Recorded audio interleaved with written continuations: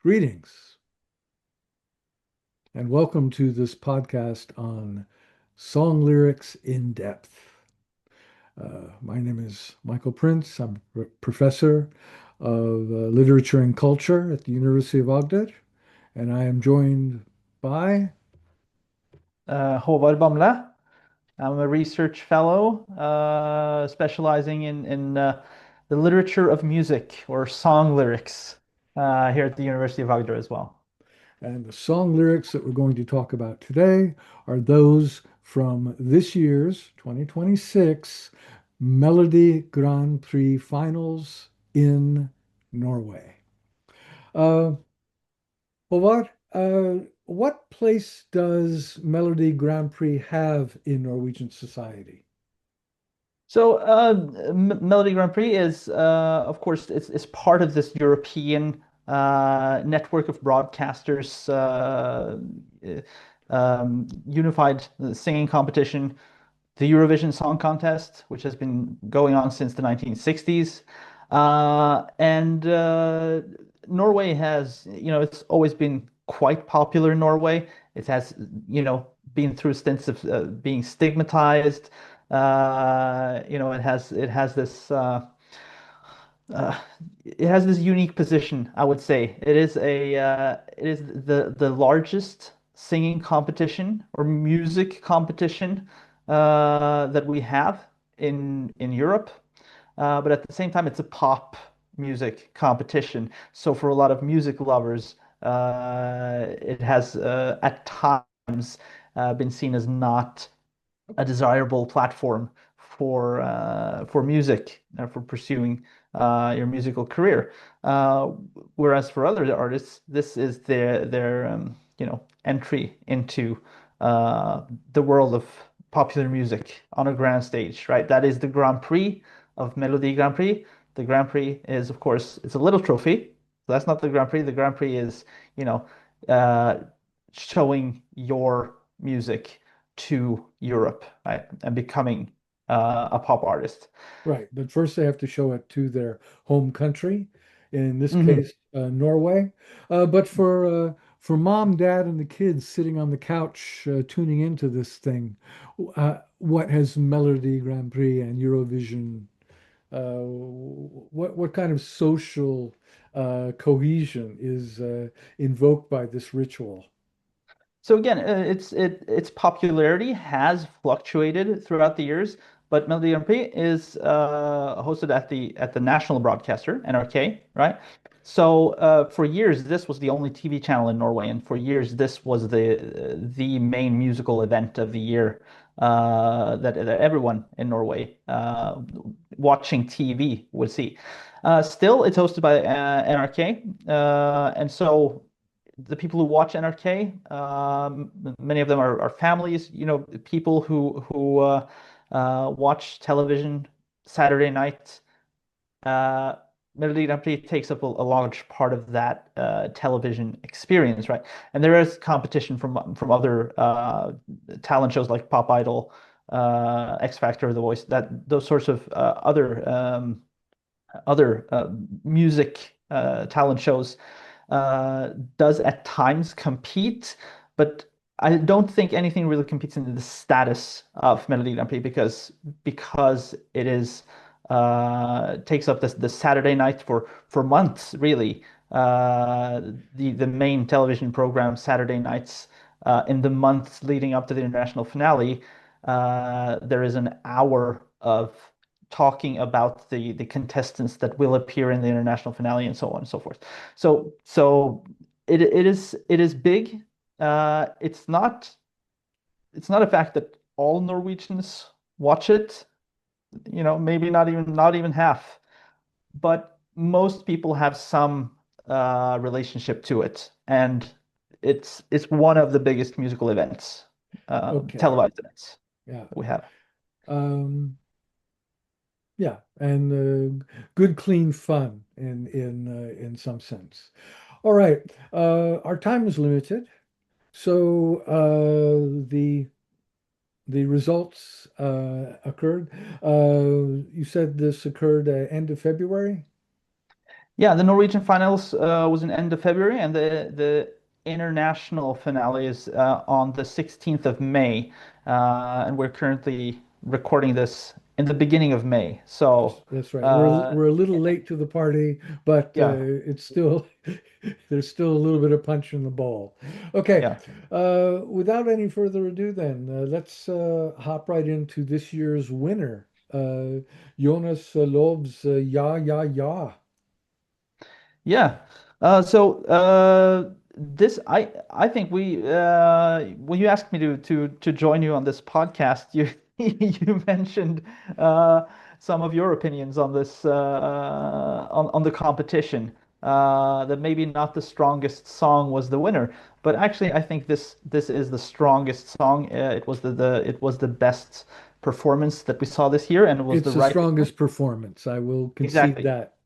And that is speaking to the heart of both the Melodi Grand Prix Eurovision Festival and to our concern as researchers of song lyrics, because um, we as researchers of song lyrics, we're obviously very much concerned with how the words of a song relate to the performance of that song. Right? Very And much this so. same this is what makes the Eurovision Melody Grand Prix Song Contest special, because originally it is a competition for songwriters, but so Yeah. it's a songwriting competition, so the song is what matters. If you go back decades, it was never the artist performing the song was not the person competing really. It was songwriters writing a song and then finding the best artist to perform their song in the competition to show it off.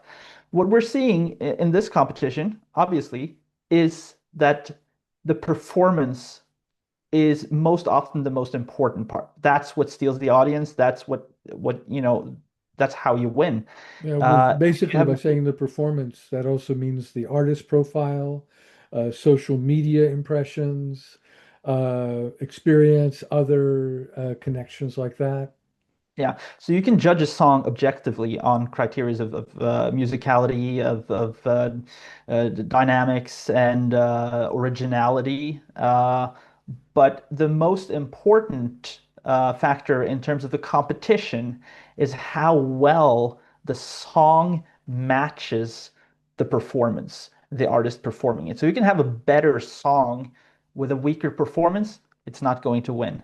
I think Ja Ja Ja and Jonas Love, he was one of several very good performers in this competition. And this was also one of several fairly good songs in the competition.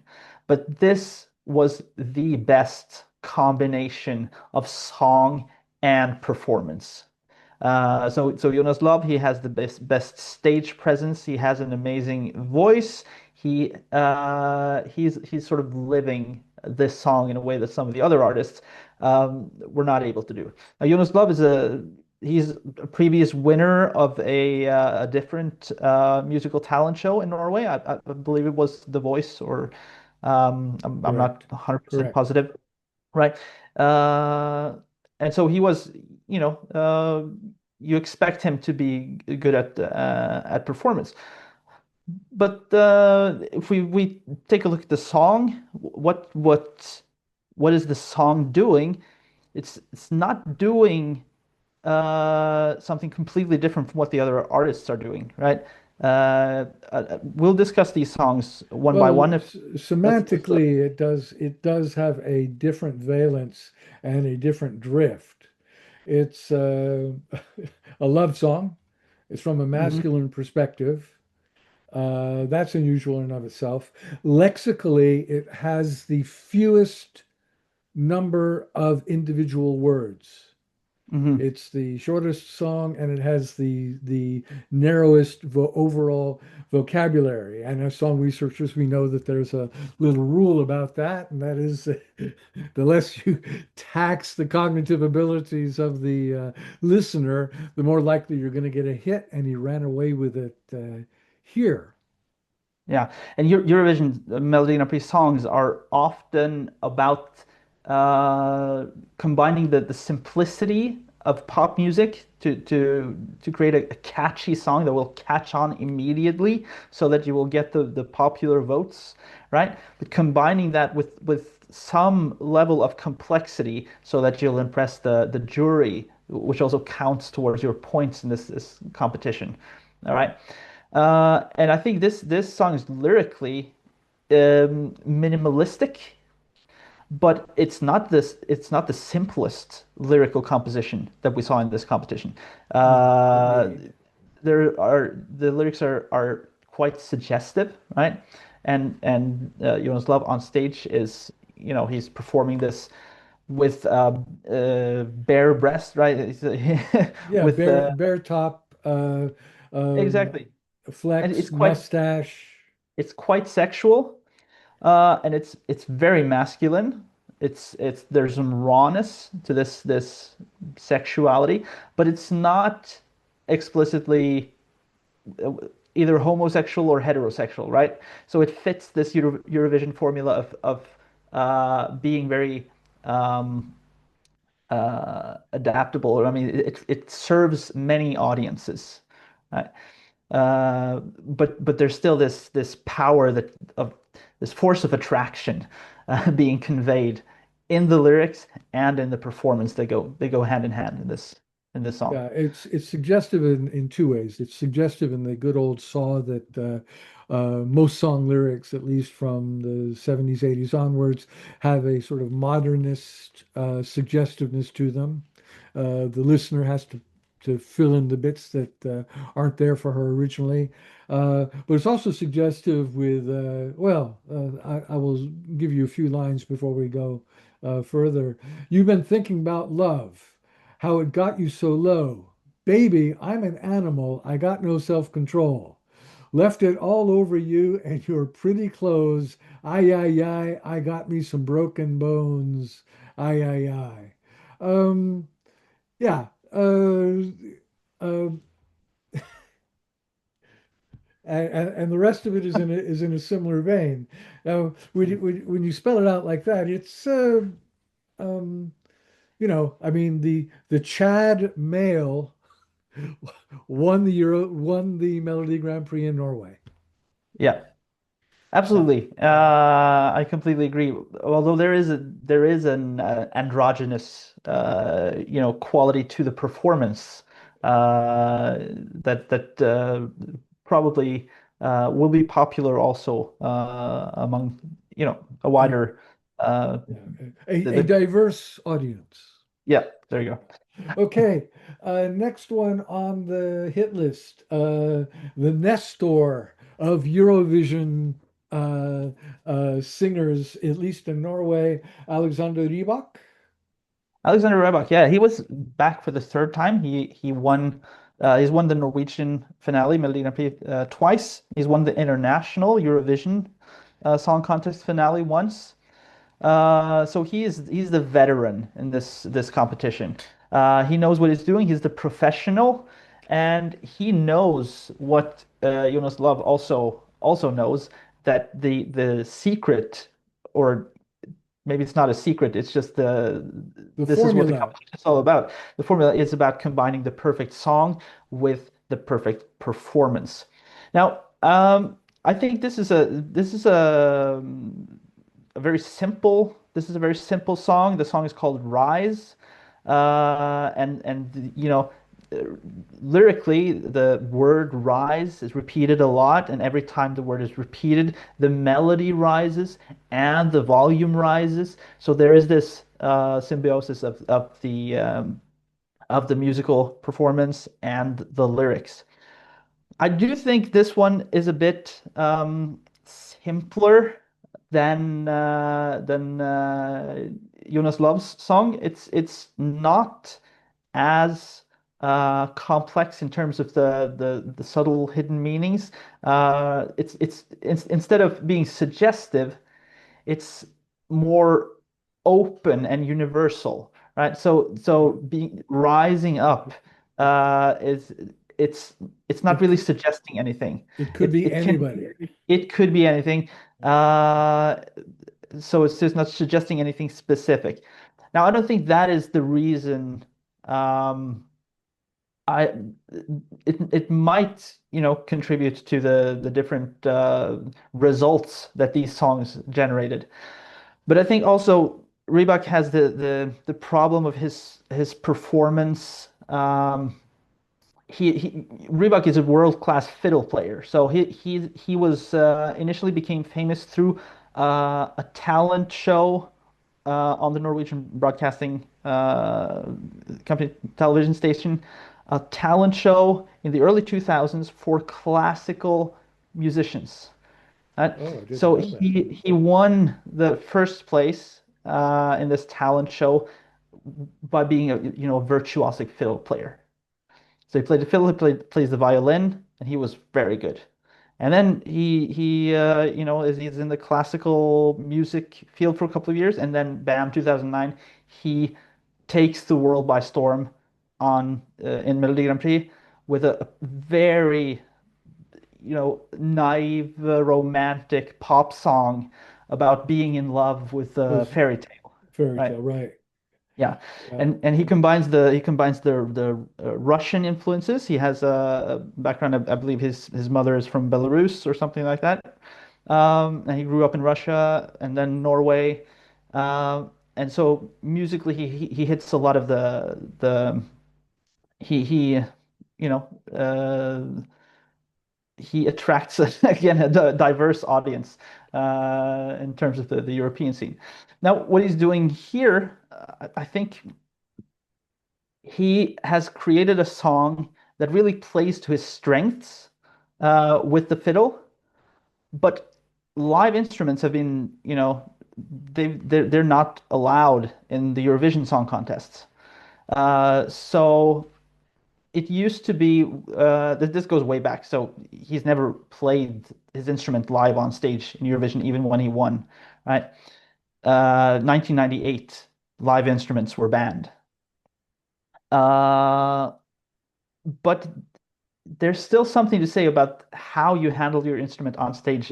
It matters to the performance, and I think he he tries to show off his natural charisma with his performance rather than his instrumental virtuosity. Something is not, it's not clicking perfectly. Is pretty good. It's pretty good, but it's not the perfect combination of song and performance. Yeah. That With regard to lyrical denseness, though, it seems to cover just about everybody.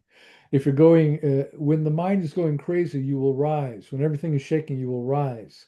And by the way, that mind going crazy, that's a leitmotif through seven of these nine songs. It's this cognitive dissonance everybody's having.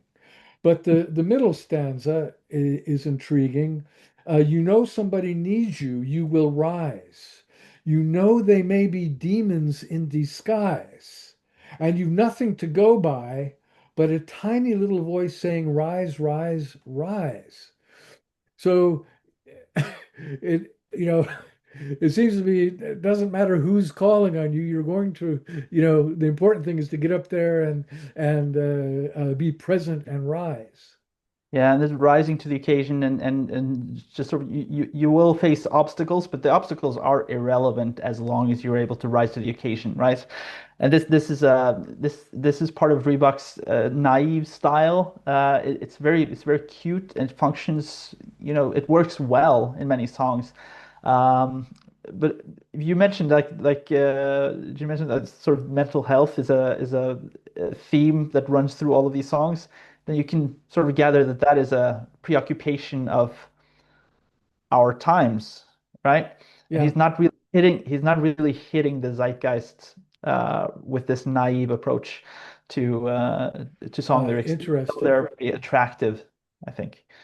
Yeah. Okay, so now that was the top two. Let's briefly go through the also rans in the 8, 9 minutes remaining to us. Mm, Uh, Emma's Northern Lights, yeah, sweet this is a, little this tune. Yeah. Um, and Emma is a was a fan favorite. She's an up and coming artist, very young. Her family is in the world of music, right? Her brothers competed in the Eurovision Song Contest. She has a documentary following her as an artist. Also on national on Also NRK. on NRK, right? So she has a lot of things going for her, wanting her to succeed as an artist. And this song is quite good. The song is it's building on this national mythology, and quite which has been in Norway been quite popular recently following the Disney movie Frozen, which came out 15 years ago or something like that. Actually, a new version of this fairy tale about the Snow Queen by Hans Christian Andersen was actually came out this year, and it looks a lot like Frozen. It's exactly this national mythology of being close to nature, and it's specifically this northern nature. Emma is from she grew up in northern Norway, south of the Arctic Circle, but fairly far north. So playing into this mythology of the Northern Lights as an aesthetic that creates some mystique, some mysteriousness. It makes for a pretty good song, a song that is fitting to her. I don't think she had a good day performance-wise. She forgot the lyrics on stage two or three times. Uh, but the song itself, it fits into a genre that we see many examples of this genre of this national romantic imagery in Norwegian MGP. Also MGP. included a verse, a couple of lines in Norwegian. Did she? I'm gonna have Ja, to. för mitt hjärta det kallar på dig. Mitt hjärta det kallar på dig. Yeah, actually, two of the artists did that. They had this one insert verse in Norwegian. Yeah, well, Uh, it didn't help Silke. and it worked quite well. I think she performed those lines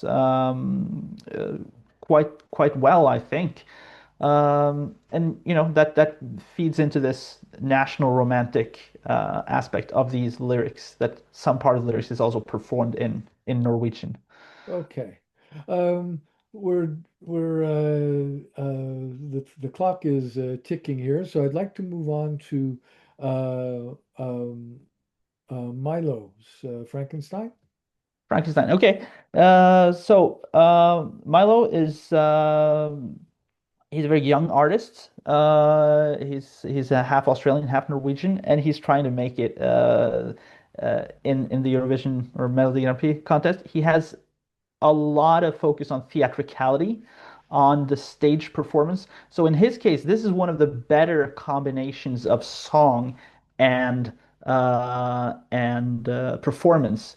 And the theme that he selected this year, he also competed last year, but this year he selected the theme of Frankenstein. Um, and Frankenstein is a very familiar aesthetic, and it's also quite popular right now. This year, no less than two Frankenstein movies were released in Hollywood. Uh, Okay.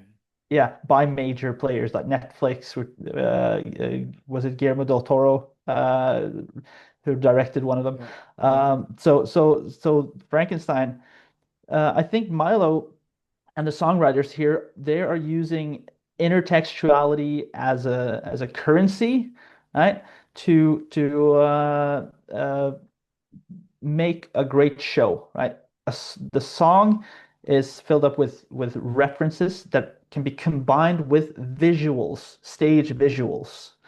Um, And actually, and the statista, the people who were on stage dancing, were dressed up like doctors. mhm. And then there's the Yeah. verse, Doctor, da da da, what have you done to me?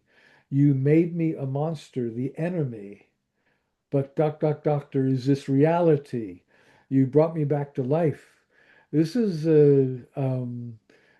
rather interesting in the Frankenstein motif because this is an institution. This is a hospital staff who has performed this act upon the subject.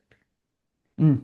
I think also it reflects the story of Frankenstein here, and the way it is reflects in a way what he's doing to the music as well. He sings, "Take a man apart and stitch together a new man." This is sort of what the song is doing with popular music. It's taking something, very familiar, breaking it down, and then turning it into something new that is familiar, but it is also new. I think this is quite a strong entry into the competition. I agree. But I suppose it doesn't hit hard enough.